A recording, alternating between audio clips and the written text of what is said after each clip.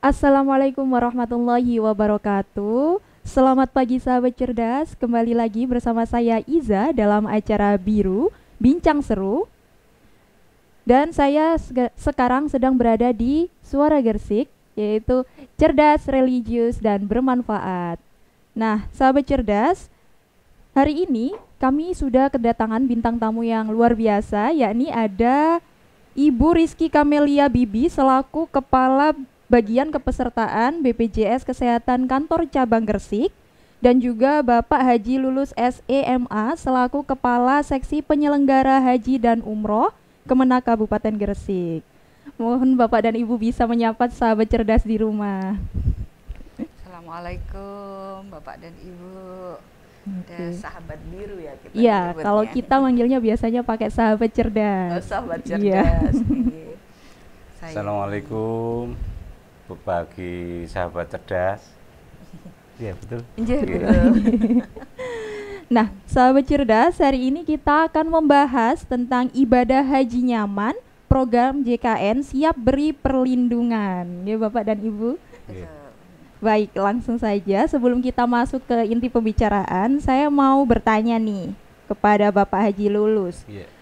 Apa saja sih persiapan yang harus dilakukan jamaah haji agar perjalanan ibadah hajinya itu lebih nyaman dan aman? Yang pertama untuk jamaah haji yang dipersiapkan adalah satu terkait pemeriksaan kesehatan. Jadi jamaah haji itu bisa melunasi, bisa berangkat. Syaratnya utama adalah harus sudah istitoah.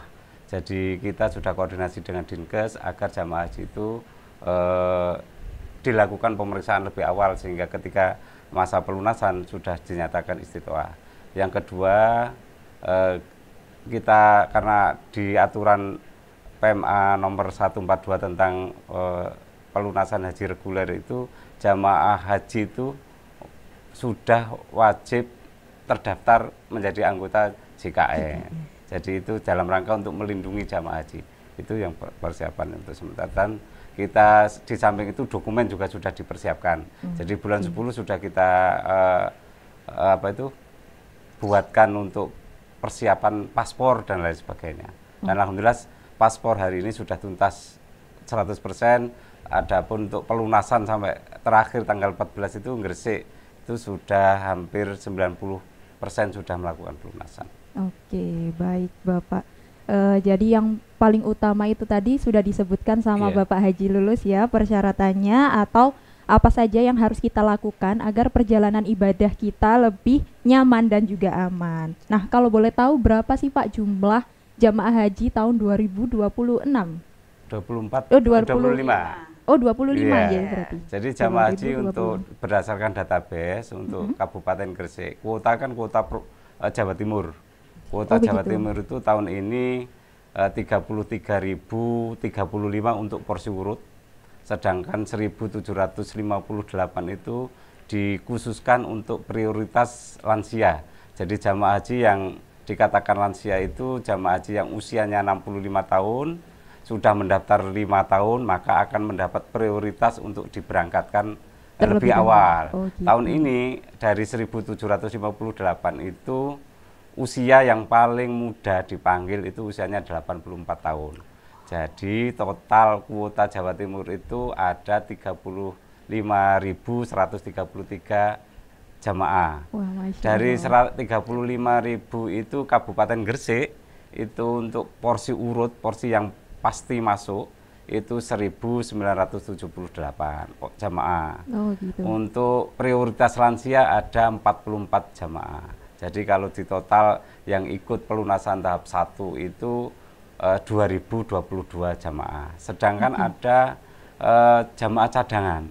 Jamaah cadangan itu se-Jawa Timur diambil, dicadangkan.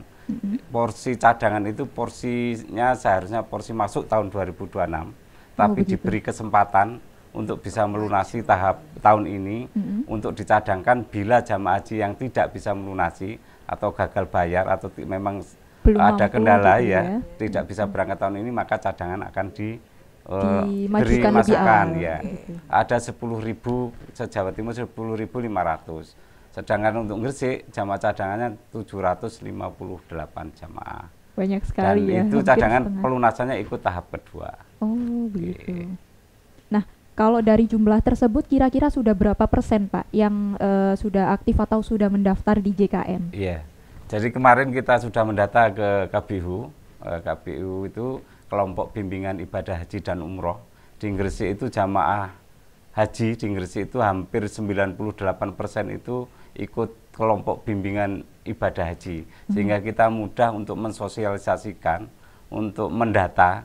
Jadi kami kemarin sesudah ada KMA 142 dari untuk persyaratan untuk pelunasan dan sebagainya, kita sudah mendata jamaah haji yang sudah ikut JKN atau BPJS itu berapa orang. Nah, kalau kita data itu hampir 91 sudah ikut JKN, sedangkan yang 9%-nya atau 10% itu kita dorong, kita sosialisasikan agar ikut JKN, Jaminan Kesehatan Nasional atau BPJS itu. Karena apa? Karena itu untuk melindungi jamaah haji sebelum pemberangkatan dan setelah pulang itu jamaah haji akan terlindungi dengan BPJS itu. Jadi BPJS itu tadi atau JKN itu yang mengcover para jamaah haji dan umroh gitu ya. Dan di dalam KMA itu jelas diwajibkan syaratnya utama untuk bisa melunasi itu sudah ikut aktif di BPJS. Jadi itu merupakan salah satu syarat utama ya Pak ya. Oke, baik.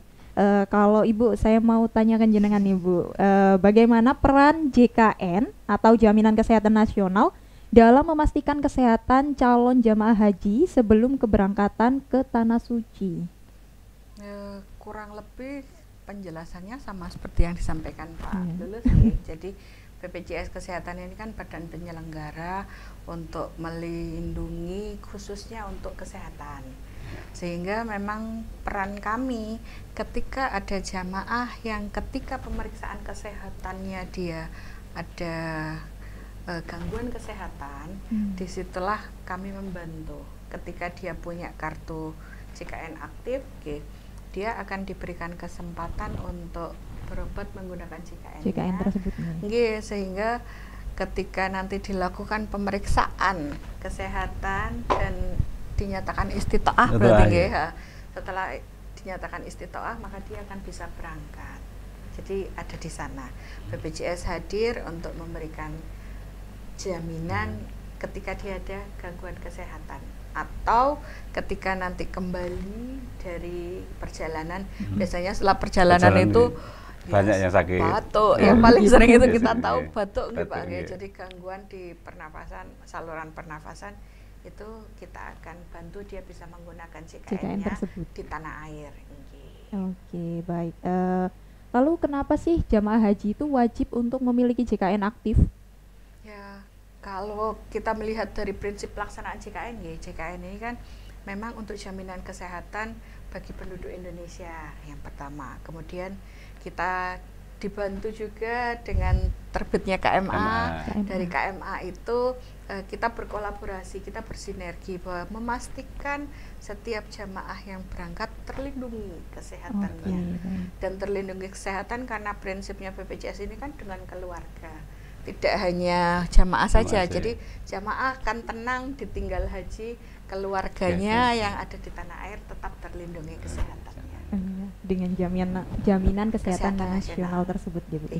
Nah, lalu apakah jamaah haji yang belum menjadi peserta JKN yang termasuk dari 9% tadi nih Pak, atau non-aktif atau kepesertaan JKN-nya itu sudah tidak aktif, sudah tidak dipakai cukup lama, kan jadi non-aktif nih Bu, tetap bisa berangkat haji atau enggak kalau kayak gitu? Ini masih ada waktu kan Pak. Jadi kalau kami saat ini kami berkoordinasi dengan Kemenak juga, kita melakukan pengecekan. Jadi dari data yang ada berapa yang aktif, berapa yang tidak aktif. Untuk yang tidak aktif tidak perlu khawatir. Jadi secara syarat administratif tetap bisa dijalankan. Namun kita akan mendorong, itulah fungsinya kita bersosialisasi. Ada apa sih yang perlu dilakukan untuk memastikan dia sudah aktif ketika nanti akan berangkat atau paling tidak ketika pelunasan. Ketika pelunasan nanti akan kita cek posisinya sudah aktif atau tidak kartunya.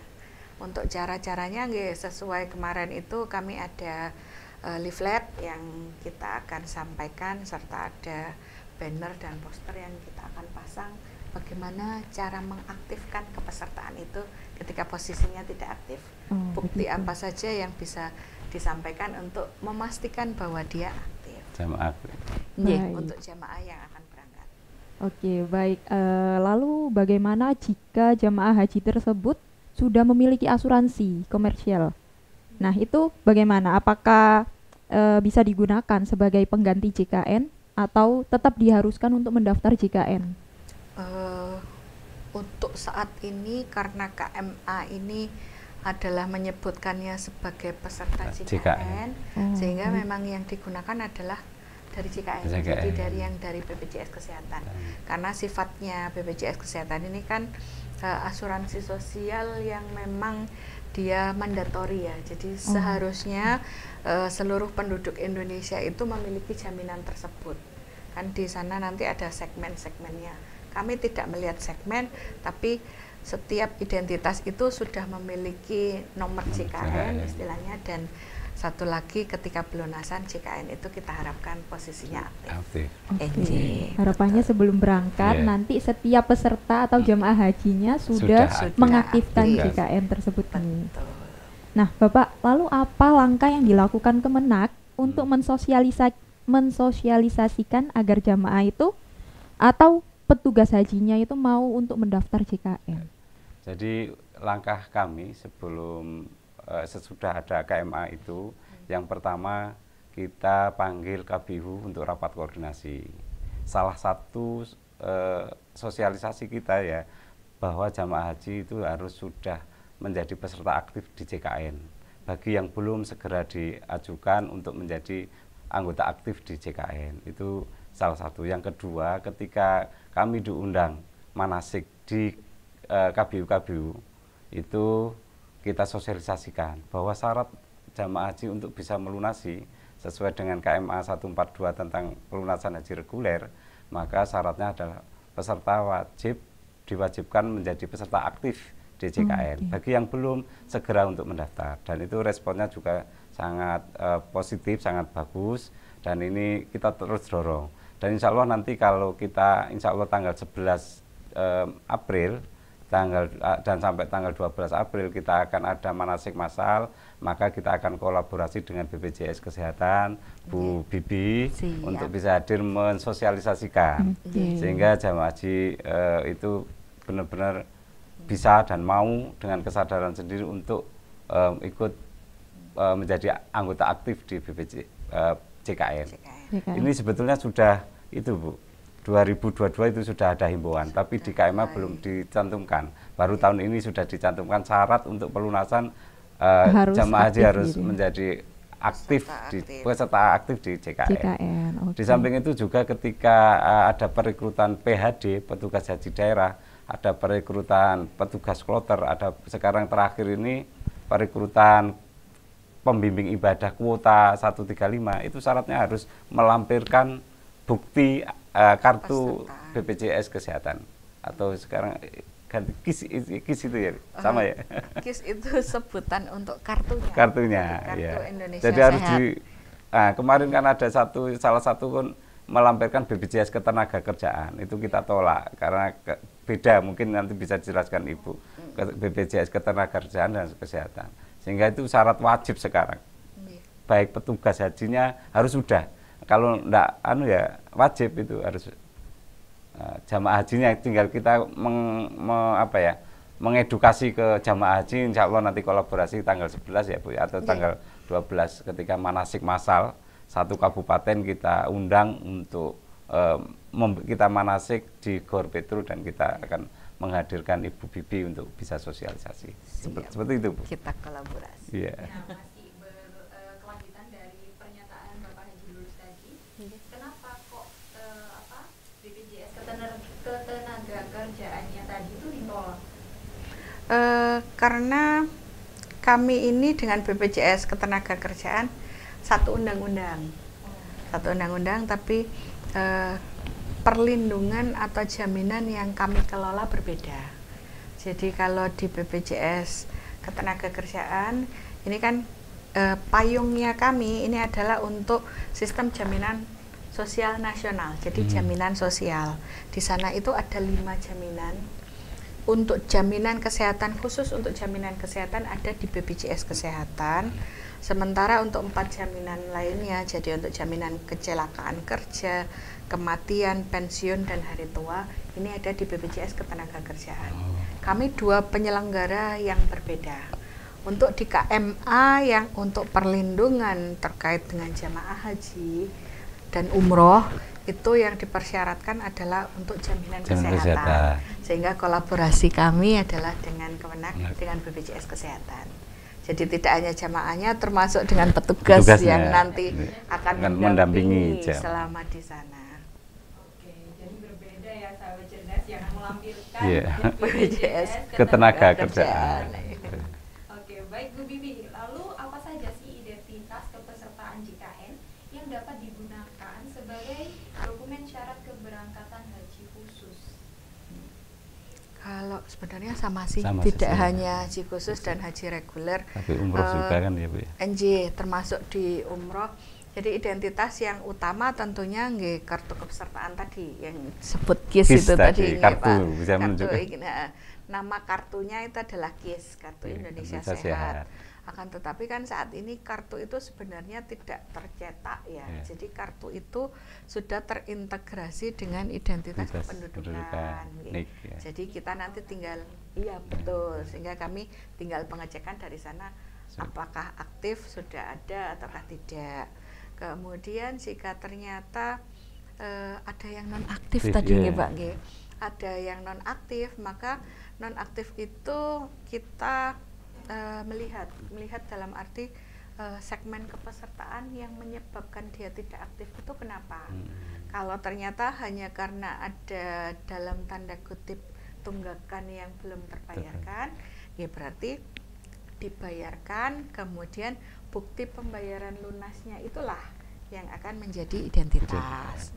Tapi jika dia masih dari segmen kepesertaan yang lain, jadi ada beberapa segmen yang seperti kita ini yang dari PNS dan lain, itu dia posisinya masih aktif. Ya tinggal menunjukkan kartunya. Tapi kalau dia non aktif, misalnya dia dari pekerja pabrik yang kemudian non aktif, maka dia harus dialihkan segmennya ke segmen mandiri. Itu pendaftaran sifatnya. Nomornya sama, tapi pengalihan dari iuran yang harus dibayarkan, yang dulunya dibayarkan oleh pekerjanya, dia harus membayarkan secara mandiri. Itu ada bukti namanya virtual account. Virtual account itulah yang nanti akan dilampirkan. Oke, baik Ibu Bibi dan juga Bapak Yunus, ini cukup membantu kita semua. Nah, habis ini kita jeda terlebih dahulu.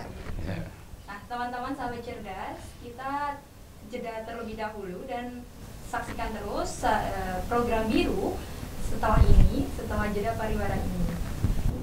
Selamat pagi sahabat cerdas, kembali lagi bersama kami, saya Iza dan juga Ibu Bibi dan Bapak Haji Lulus. Nah, kita lanjutkan lagi pembicaraan yang tadi ya Ibu dalam Bincang Biru, Bincang Seru. Nah, Ibu Bibi, meskipun tadi sudah dijelaskan nih mengenai nonaktifan peserta JKN, saya mau tanya lagi nih, bagaimana jika jamaah sudah lama menjadi peserta, namun JKN-nya sudah lama tidak aktif? Nah, apakah bisa mengaktifkan kembali tanpa membayar iurannya? Karena BPJS atau JKN ini kan program pemerintah nih, jadi untuk peserta-peserta yang non-aktif tentunya kami harus cek dulu dia non-aktifnya karena apa. Jika dia memang dari peserta dengan segmen PBPU atau yang dia harus membayarkan secara mandiri, memang dia tetap harus melunasi. Tapi kita harus lihat dulu berapa lama sih dia menunggak atau non-aktif itu.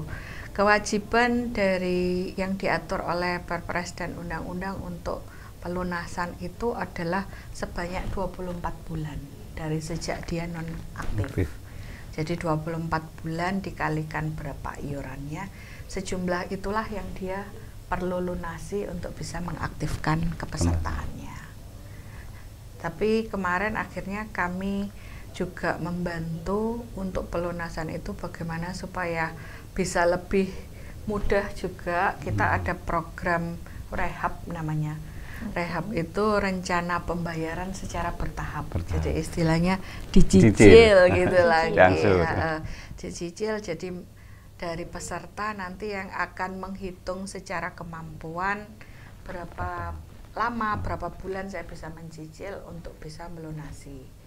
Tetapi kalau ternyata dia menunggak, kemudian beralih segmen ke segmen yang ditanggungkan oleh pemerintah, baik itu pemerintah pusat maupun pemerintah daerah, perpindahan segmennya itu masih tetap berjalan. Akan tetapi tunggakan itu tidak hilang. Jadi tunggakannya akan masih tetap ada. Karena apa? Ketika dia masuk di program pemerintah itu, maka dalam tanda kutip beliau dianggap sebagai salah satu penduduk yang tidak mampu. Cuma tentunya kan ya kalau program haji ini kan mampu ya. Kalau syariatnya saja kan diberangkatkan bila mampu kan begitu nggih Bapak. Sehingga itulah yang mungkin mendasari juga kenapa di jemaah haji kita harapkan sudah dalam keadaan aktif.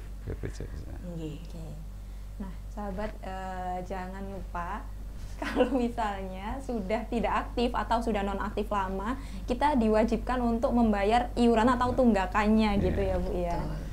Nah, bagaimana jika jamaah tersebut merupakan nonaktif karena iuran atau karena tidak mampu? Nah, barangkali nih hadiah haji atau menang lomba atau apa gitu dapat hadiahnya haji, tapi beliau dikategorikan sebagai orang yang tidak mampu. Nah, bagaimana dengan hal tersebut, Ibu?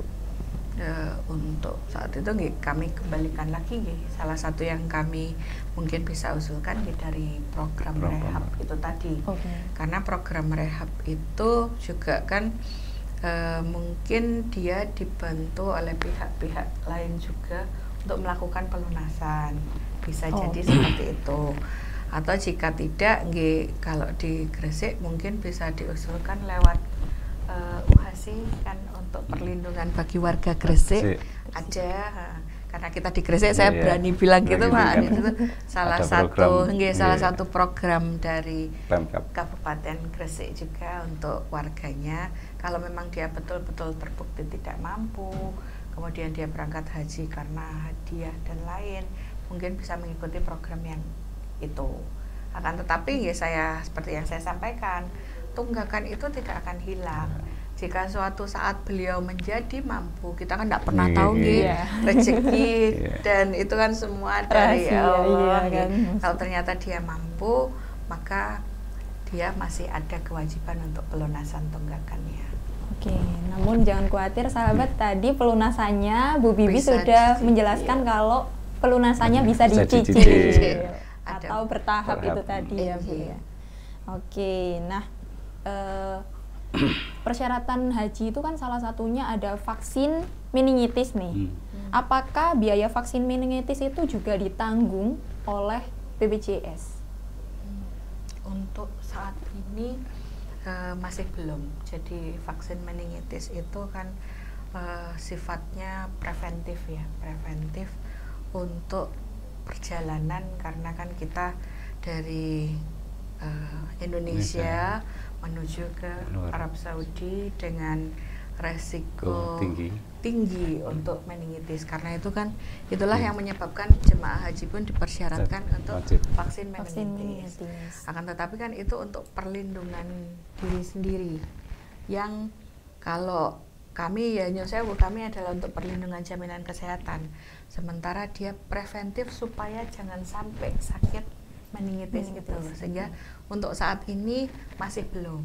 Kita tidak tahu kalau ke depannya ada perubahan kebijakan, kalau memang itu menjadi salah satu jaminan ya kami akan mengikuti regulasi yang ada. Akan tetapi untuk saat ini vaksin meningitis belum menjadi salah satu yang bisa untuk ditanggungkan di program JKN. Mungkin bisa saya tambah terkait. Boleh, silakan. Jadi khusus jamaah haji yang vaksin meningitis itu kan wajib, tetapi sudah ditanggung oleh APBN, oleh negara.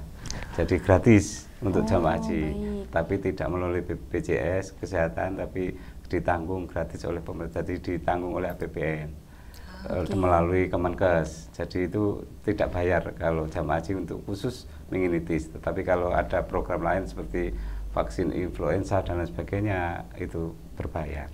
Itu jadi jamaah haji wajib, walaupun tahun 2022 itu yang umroh itu tidak diwajibkan, tapi sekarang diwajibkan kembali untuk meningitis umroh. Tapi kalau haji mulai dulu sampai sekarang itu wajib untuk meningitis. Bahkan ketika masuk asrama haji itu sudah 10 hari sudah tervaksin, dan itu gratis kalau vaksin. Sudah ditanggung oleh anggarannya Kemenkes. Ya, BPN. Oke, nah sahabat sudah terjawab bahwa vaksin meningitis itu gratis. Oke, vaksin meningitis untuk jamaah haji itu sudah digratiskan karena sudah ditanggung oleh APBN negara gitu. Oke, nah Bapak dan Ibu, kita kan nggak tahu nih kalau di sana kan mungkin cuacanya atau mungkin karena vitaminnya atau kesehatannya kesehatan dirinya itu kan kita tidak bisa menebak nih karena itu kan beda cuacanya dengan Indonesia. Nah, apakah JKN itu bisa digunakan di Saudi Arabia? Kalau dari kami JKN ini memang masih untuk di wilayah NKRI, jadi di Indonesia. Jadi sampai dengan keberangkatan dan setelah kepulangan. Mungkin ada itu nggih Bapak nggih. Bisa saya tambah mungkin ya. Dari Kemenak. Jadi gini, untuk jamaah haji yang ikut aktif BPJS itu mulai berangkat dari rumah sampai asrama haji, jika sakit maka bisa digunakan untuk BPJS-nya. Bisa digunakan untuk berobat? Iya, berobat. Tetapi ketika sudah di Arab Saudi itu sudah di visa itu kan sudah ada asuransi, sehingga sudah ditanggung oleh asuransi lewat visa haji itu. Ketika pulang jamaah haji sampai di asrama haji itu kan kondisi karena cuaca di sana sangat berbeda dengan Indonesia, sakit itu baru bisa. Jadi sementara ini mungkin masih di BPJS itu ketika jamaah haji di tanah air. Kalau di sana jamaah haji ya gratis, tapi lewat asuransi, menggunakan asuransi. Visa itu kan di dalam visa itu sudah termasuk ada asuransi kesehatannya. Nah, sahabat, untuk BPJS itu sendiri bisa digunakan hanya untuk di wilayah NKRI saja, nih Pak. Untuk di Saudi Arabianya kita bisa menggunakan asuransi yang sudah kita melekat di visa. Asuransi tersebut sudah melekat di visanya. Menjadi jemaah haji maka dia akan dapat jaminan dari asuransi. Itu termasuk perlindungan jemaah haji salah satu. Baik. Program haji itu sudah termasuk dengan itu. Jadi keunggulannya kalau kita haji itu sudah terproteksi dari visa tersebut. Nah, Bapak, bagaimana tanggapan atau respon dari jamaah haji atau dari KBIHU? Jadi responnya sangat positif, sangat mendukung karena ketika pengalaman tahun-tahun sebelumnya ketika jamaah haji masuk asrama sakit, mungkin ketika berangkat itu sudah menerima tamu sangat lelah, tidak kurang istirahat, padahal kita anjurkan untuk istirahat, tapi ketika masuk asrama sakit langsung dirujuk ke rumah sakit haji. Itu kalau tidak punya BPJS kesehatan maka bayar sendiri, tapi kalau punya BPJS kan sudah bisa ditanggung gitu. Jadi itu manfaatnya, sehingga KBU sangat respon, sangat mendukung itu dan mau bersedia untuk mensosialisasikan. Begitu juga ketika saya menemui jamaah haji ketika manasik di KBU itu, beliau jamaah haji sangat antusias. Saya perjelaskan bahwa ini loh manfaatnya ketika kita sakit, terus di rumah sakit itu sudah ada jaminan kesehatannya sehingga tidak perlu bayar lagi, seperti itu. Responnya sangat positif. Jadi responnya sangat positif dan sangat baik ya, mendukung, Pak. Gitu. Mendukung. Nah mungkin ini salah satu pertanyaan yang sangat diingin tahu oleh para sahabat cerdas nih Pak, kira-kira berapa sih biaya haji untuk tahun ini? Biaya haji untuk pelunasan ya, pelunasan kalau rata-rata itu kan 89 juta satu orang, namanya BPIH. BPIH itu biaya penyelenggaraan ibadah haji. Tapi setiap dengan kepres itu, maka setiap embarkasi itu harganya beda. Yang di embarkasi Surabaya itu harganya biaya BPIH itu 94.939 sekian. Jadi satu orang itu biayanya 94.939. Tetapi karena jamaah haji itu punya setoran awal yang 25 juta itu kan dikelola oleh yang namanya BPKH. BPKH itu Badan Pengelola Keuangan Haji. Nah, di situ kan ada nilai manfaat. Dari nilai manfaat yang dikelola itu disubsidikan atau diberikan ke jamaah. Sehingga dari 94 juta untuk embarkasi Surabaya 94.900.000 itu dapat nilai manfaat 39.900.000, sehingga biaya yang ditanggung oleh jamaah itu untuk embarkasi Surabaya itu 60.900.000. Dari 60.900.000 ya, itu kan sudah ada setoran 25. Sehingga tinggal 35.900. Nah, dari 35.900 itu ada diperinci lagi. Itu setiap jamaah haji itu mempunyai hak untuk mendapat virtual count atau bagi hasil. Tahun ini setiap jamaah itu dapat bagi hasil 2.291.000, sehingga mengurangkan dari 35.900 itu, sehingga jamaah haji tahun ini menambah dari setoran 25 ya, itu 33.661.200 rupiah. Masya Allah. Jadi totalnya tadi berarti jadi berapa Pak? 25 ditambah pelunasannya tadi? Iya, 58.600. Oke, sekitar 58.661. Oke, semoga kita semua dimampukan amin, untuk amin. melakukan ibadah haji, amin. Dan untuk pelunasannya untuk tahap 1 bagi jamaah porsi urut dan lansia itu terakhir tanggal 14 besok. Dan kita terus genjot. Ada yang mungkin syaratnya nanti kalau jamaah haji yang sampai hari ini belum istitoah dari Dinkes, itu kita data agar kita usulkan untuk ikut pelunasan tahap kedua. Oke, nah tapi itu ada pendampingannya kan Pak dari Kemenak? Jadi kita tetap pantau, kita kawal. Baik. Jadi jamaah haji untuk tahun ini itu kan bagi jamaah yang lansia atau jamaah yang istitoah dengan pendampingan itu bisa mengajukan pendamping. Tapi syaratnya harus sudah mendaftar 5 tahun. Jadi tahun ini juga ada program penggabungan orang tua dan anak terpisah. Jadi kalau orang tuanya berangkat tahun ini, anaknya sudah daftar 5 tahun yang lalu, maka bisa diajukan penggabungan. Penggabungan orang suami dan istri, kan ada waktu daftar dulu masih jejaka, ketika sudah nikah, maka baru didaftarkan itu bisa diajukan penggabungan. Ada penggabungan orang tua saudara kandung, itu ada. Terus ada pendampingan lansia. Kalau pendampingan lansia itu bisa menantu bisa mendampingi, asalkan ada surat dari rekomendasi dari Dinas Kesehatan bahwa jamaah ini betul-betul membutuhkan pendamping untuk bisa membantu di sana. Dan tahun ini untuk yang mengajukan sampai hari ini sudah 265 orang jamaah haji yang tadi ya, Pak, mengajukan, dan syaratnya pendamping itu juga itu harus menjadi peserta aktif di JKN. Anak berangkat juga sama-sama berangkat. Jadi syarat persyaratannya semuanya harus dilengkapi juga. Nah, sahabat cerdas, terjawab sudah apa yang sudah kita ingin tahu. Nah, semoga dari apa yang sudah disampaikan oleh Ibu Bibi dan juga Bapak Tulus ini menjadi pengetahuan bagi kita sahabat cerdas. Nah, ini pertanyaan terakhir nih Pak dari saya. Apa harapan Kemenak Gresik terhadap penerapan program JKN dalam mendukung kesehatan jamaah haji ke depannya? Harapan saya bahwa semua jamaah haji yang berangkat tahun 2025 atau 1446 Hijriah itu bagi yang belum segera untuk bergabung dengan atau mendaftar untuk menjadi peserta aktif di JKN. Mungkin nanti bisa dijelaskan kepada Ibu Bibi syaratnya untuk mendaftar itu seperti apa, sehingga insya Allah nanti tanggal 11 itu kita berkolaborasi. Harapan saya semua jamaah haji sudah menjadi peserta aktif di JKN, sehingga pemerintah perlindungan kesehatan sudah terjamin, baik yang mau berangkat atau yang ditinggalkan di rumah, apa yang disampaikan oleh Ibu Bibi tadi. Itu aja.